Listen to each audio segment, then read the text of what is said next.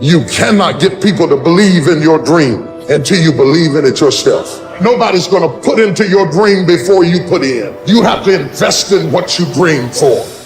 Do you have anything that you're dreaming that you're willing to be committed to enough to see it happen? 90% of your energy, focus, time, and thought should be towards the solution, not towards the problem itself. This is a mistake most people make because they expend all the energy into the problem. And when you expand energy, it grows to survive.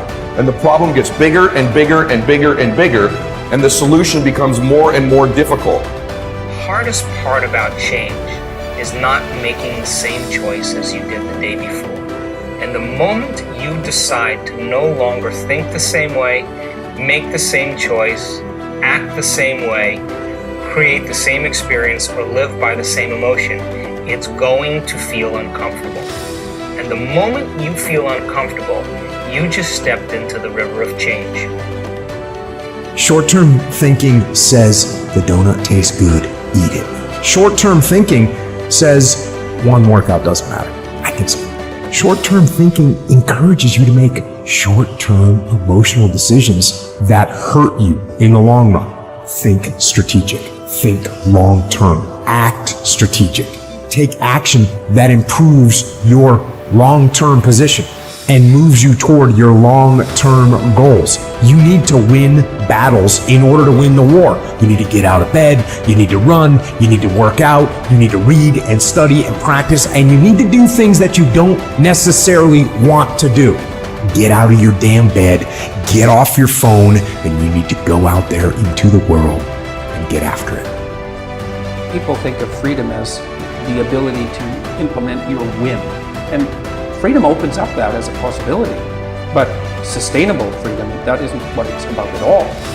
It's primarily about responsibility. It's about determining which load you're going to pick up and carry. That's the proper definition of appropriate freedom. We have pain, we have suffering, we react, and we react about get the out of here. It's those people who are able to control that feeling of flight and say, no, there's a way through this. It's going to end. It's going to end, but we don't know that. We don't think that. At that time, it's going to last forever. So what keeps me going? I've quit several things. I know what's on the back end of quit. It's a lifetime of thinking about why the did I do that? And I ain't doing that no more. You want it, and you're going to go all out to have it. It's not going to be easy. When you want to change, it's not easy. If it were in fact easy, everybody would do it. But if you're serious, you'll go all out. Nothing in life is promised except death. If you have the opportunity to play this game of life, you need to appreciate every moment. A lot of people don't appreciate their moment until it's past. Those times when you get up early and you work hard, those times when you stay up late and you work hard, those times when you don't feel like working, you're too tired, you don't want to push yourself, but you do it anyway. That is actually the dream. That's the dream. It's not the destination, it's the journey. My perspective, when people ask me all the time, no, I lack discipline, how can I get discipline in my life? And no one wants to hear this answer. No one wants to hear it. One of the first steps you can take to impose discipline in your life is to wake up early in the morning. Because let's face it, when the alarm goes off, you got your head on that soft pillow, it's all nice and cozy and warm in there, you do not feel like getting up. You should not. That snooze alarm is... That's insane. I call that snooze alarm the dream killer. The reason most people fail is because they give up what they want most for what they want now.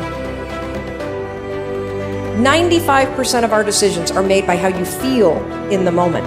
And that is the problem. Do you feel like making that cold call? No, you don't. Do you feel like doing that third set of reps? No, you don't. And if you accept the fact that you may never feel ready, and you may never feel motivated, and you may never feel courageous, and that's okay, but you can still push yourself forward. As you start to see yourself becoming the person that takes action, guess what happens? You build the skill of confidence and courage.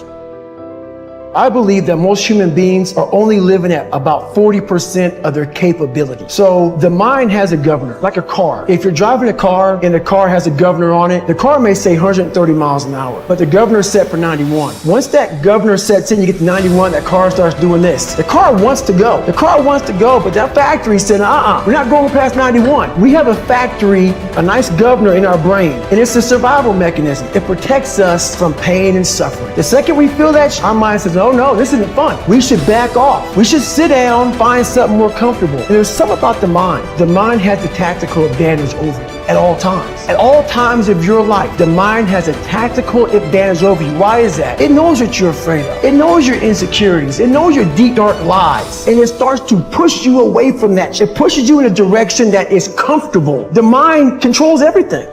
Think strategic all the time. Before any action or any inaction, ask yourself this question. Is this action going to make me stronger or weaker? Will this action move me toward the strategic long-term goals I am trying to achieve in my life? And do not lie to yourself.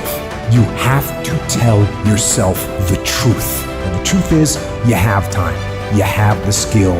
You have the knowledge and the support and the willpower and the discipline to get it done. You're not a procrastinator. You have a habit of procrastinating. And in the case of procrastination, the trigger is always stress. The only way to break a habit, you guys, is not to deal with the triggers. You're never going to get rid of the stress in your life, but you can 100% change your pattern of avoiding work. What you're going to do is you're going to go, I must be stressed out about something. Then I want you to just work, just for 5 minutes, because your problem isn't working. It's the habit of avoiding. Everybody's got a dream. Everybody's got a goal. What's the plan? And when you're trying to do something that you're truly passionate about, there is no plan B. Think about that for a second. Michael Jordan won 6 NBA championships with the Chicago Bulls because he was committed to plan A, not plan B. Oprah Winfrey became the queen of all media because she was committed to plan A, not plan B. Plan B sucks.